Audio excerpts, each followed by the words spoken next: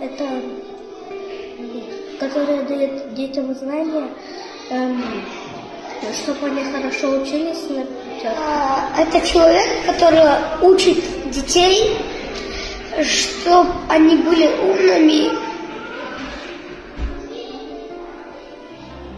Он дает заниматься с детьми, которые учат детей. Это который учит детей всякой умном, чтобы все дети были умные. Это то место, там, где дети учатся. Это куда мы переходим, это значит. Приходи. Это дом, как будто, где работает учитель. Хороший. Умный. Добрый. Умный. Хорошо.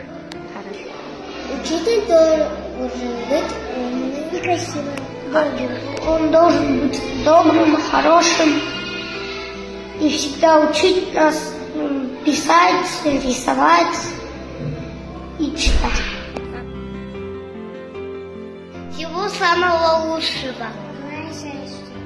Желаю всем крепкого здоровья. Я желаю много денег возьму. Подарю всем сердцам и учителям тоже. Они мои любимые люди. Что они не боялись на нас, что они были хорошие, что учились хорошо.